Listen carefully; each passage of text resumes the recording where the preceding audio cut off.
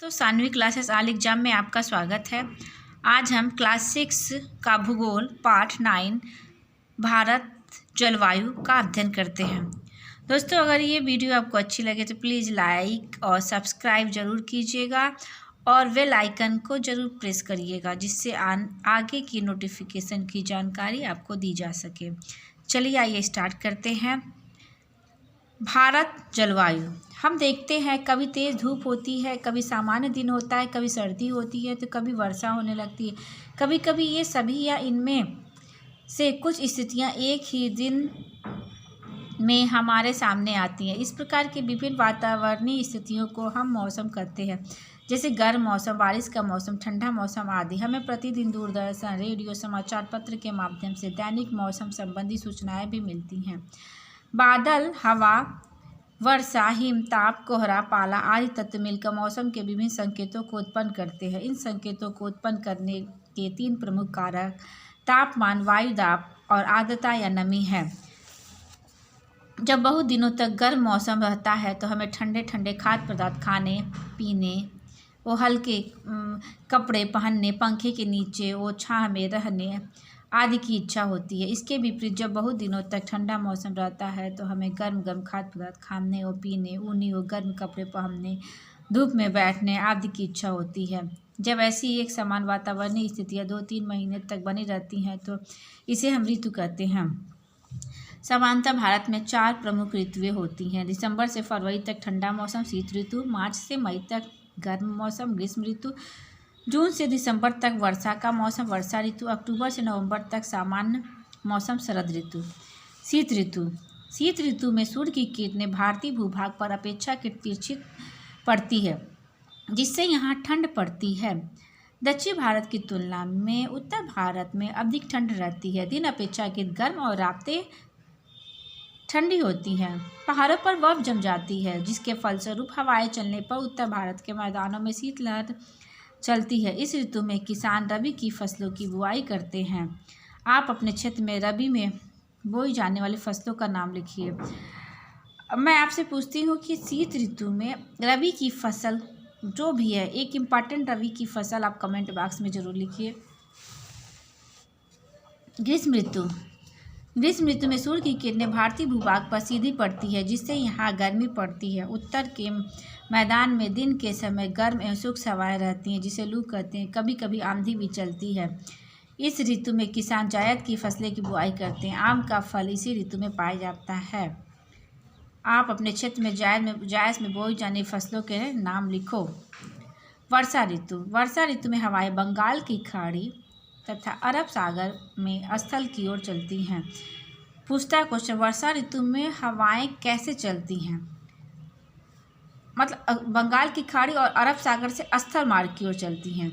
वे अपने साथ नमी लाती हैं। ये हवाएं जब पहाड़ों से टकराती हैं तो वर्षा होती है। नदियाँ इस ऋतु में पानी से भर जाती है। कहीं कहीं बाढ़ की स्थिति भी बनती है। इस ऋतु में किसान खरीफ की फसलों की बुआई करते हैं। आप अपने क्षेत्र में खरीफ की बोई जाने वाली फसलों के नाम लिखिए और आप भी कमेंट बॉक्स में ज़रूर लिखिए। 2 फसल तो ज़रूर लिखिए। खरीफ, जो हमारे जीवन का बहुत इम्पॉर्टेंट खाद्य पदार्थ है, जिसका हम रोज़ यूज करते हैं। शरद ऋतु। शरद ऋतु में हवाएं स्थल भागों से लौटकर बंगाल की खाड़ी की ओर बहती है, जिससे भारत के दक्षिण भागों में विशेषकर तमिलनाडु और आंध्र प्रदेश में वर्षा होती है। भारत के उत्तरी मैदानों में इस समय न अधिक गर्मी होती है न अधिक सर्दी होती है। इस ऋतु में किसान खरीफ की फसलों की कटाई करते हैं। ऋतु का चक्र जब कई वर्षों तक लगातार एक समान रहता है तो मौसम की इस औसत दशा को उस क्षेत्र की जलवायु कहते हैं। भारत की जलवायु। किसी स्थान की जलवायु उसकी भौगोलिक। मानसून किसे कहते हैं ये भी जान लीजिए। मानसून शब्द अरबी भाषा के मौसिम शब्द से लिया गया, जिसका अर्थ होता है मौसम। मानसून और जलवायु में मूल तत्व एक ही हैं। अनेक वर्षों में मापी गई मौसम की औसत दशा को जलवायु कहते हैं।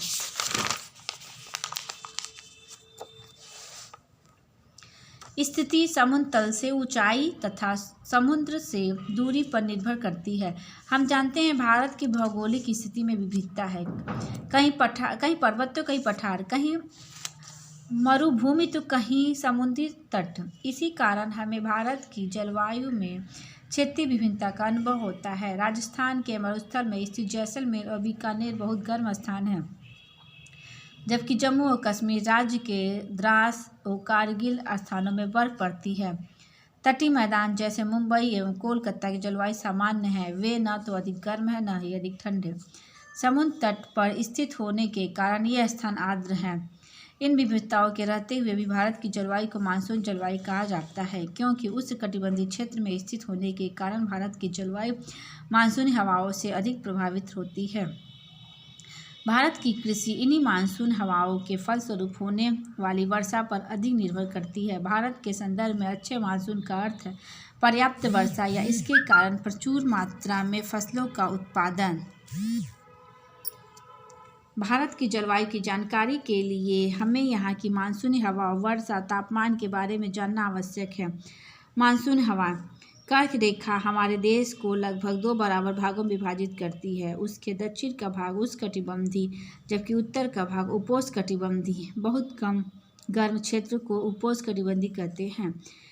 इसलिए ग्रीष्म ऋतु में ऊंचाई वाले स्थानों को छोड़कर पूरे देश के स्थलीय भाग पर तापमान काफ़ी अधिक रहता है, किंतु अरब सागर तथा बंगाल की खाड़ी का तापमान कम रहता है। इसी कारण नमी युक्त हवाएं समुद्र से स्थल की ओर चलती है और अधिक वर्षा करती है।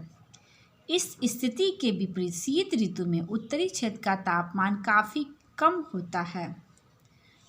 हो जाता है, किंतु अरब सागर तथा बंगाल की खाड़ी का तापमान अपेक्षाकृत अधिक होता है। इस कारण अपेक्षाकृत शुष्क हवाएं स्थल से समुद्र की ओर चलती हैं और कम वर्षा करती हैं। ऋतुओं के अनुसार दिशा परिवर्तन करने वाली इन हवाओं को मानसूनी हवाएं कहते हैं। भारत के मानचित्र पर समुद्र से स्थल की ओर चलने वाली मानसूनी हवाओं को देखिए। इन्हें दक्षिण पश्चिम मानसून या ग्रीष्मकालीन मानसून कहते हैं। स्थल से समुद्र की ओर चलने वाली मानसून हवाओं को मानचित्र पर देखिए। इन्हें उत्तर पूर्वी मानसून या शीतकालीन मानसून कहते हैं। मानसूनी हवाओं को प्रदर्शित करते भारत के मानचित्र को देखिए और बताइए। वर्षा कभी हम सुनते हैं कि इस वर्ष दिल्ली में अधिक वर्षा, राजस्थान में कम वर्षा हुई, तो कभी सुनते हैं कि मुंबई में घनघोर वर्षा, चेन्नई में हल्की वर्षा। ऐसा क्यों होता है ये जानते हैं। उत्तर प्रदेश में सबसे अधिक वर्षा गोरखपुर में होती है और सबसे कम वर्षा मथुरा में होती है। दोस्तों, ये बेसिक जानकारी है। हमारे देश में वर्षा का वितरण असमान है।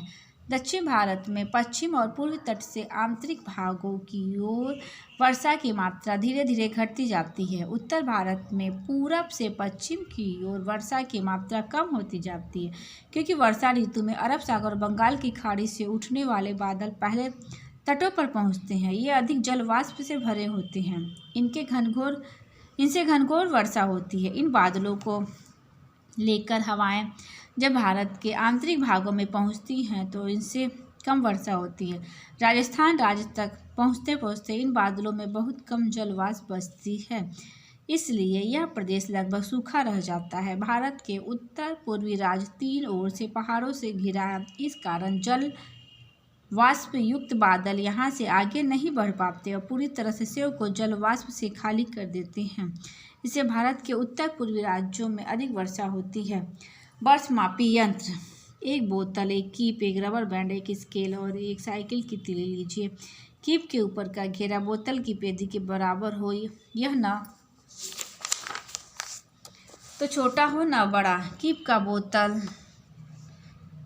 को बोतल के ऊपर रख कर उसे रबर बैंड से कसकर बांध दीजिए। अब आपका वर्षमापी यंत्र तैयार हो गया है, जैसा कि चित्र में दिखाया गया था। विश्व में सबसे अधिक वर्षा भारत के मेघालय राज्य के मासिन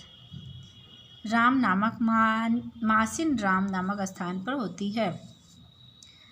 जब वर्षा होने लगे तो उसे खुले स्थान या छत पर रखिए। इसमें वर्षा का पानी गिरेगा और आप 1 घंटे, 2 घंटे, दिन भर जैसा चाहे उस समय की वर्षा को माप कर सकते हैं। वर्षा की माप के लिए जब आप बोतल में तीली डालिए, जहाँ तक तीली पानी में भींगी हुई है उसे अपने स्केल से माप लीजिए। वर्षा की माप सेंटीमीटर, इंच में करते हैं।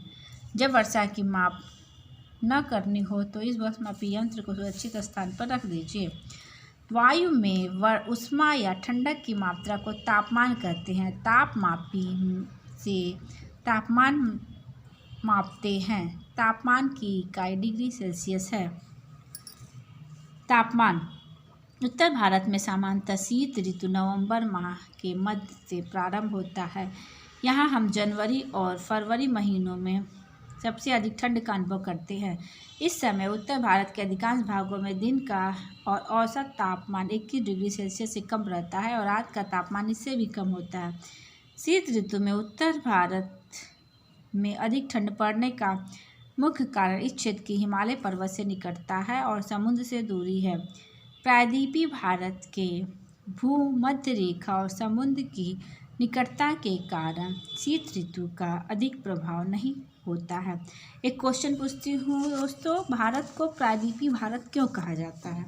इसका आंसर कमेंट बॉक्स में आप लिख के बताइए। उत्तर भारत में सामान्यतः ग्रीष्म ऋतु मार्च माह के मध्य से प्रारंभ होती है। यहाँ हम अप्रैल से ये भी क्षेत्र है, इसका आप स्क्रीनशॉट ले सकते हैं। 200 सेंटीमीटर से अधिक वर्षा इस कलर में है। 100 से 200 सेंटीमीटर वाला क्षेत्र, 50 से 100 सेंटीमीटर और 50 से कम सेंटीमीटर वाले क्षेत्र, ये सब है।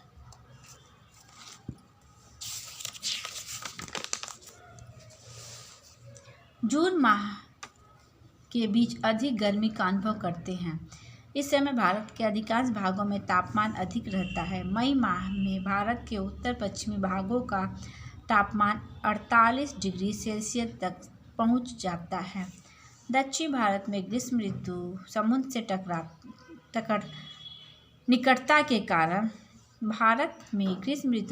से निकटता के कारण उत्तर भारत जैसे प्रखर नहीं होता है। सोचिए, समुद्र की निकटता दक्षिण भारत में अधिक गर्मी क्यों नहीं पड़ने देती। इसी के साथ ये चैप्टर आपका समाप्त होता है। अब नेक्स्ट चैप्टर का वीडियो मैं जल्द ही अपलोड करूँगी। ये वीडियो देखने के लिए आपका बहुत बहुत धन्यवाद।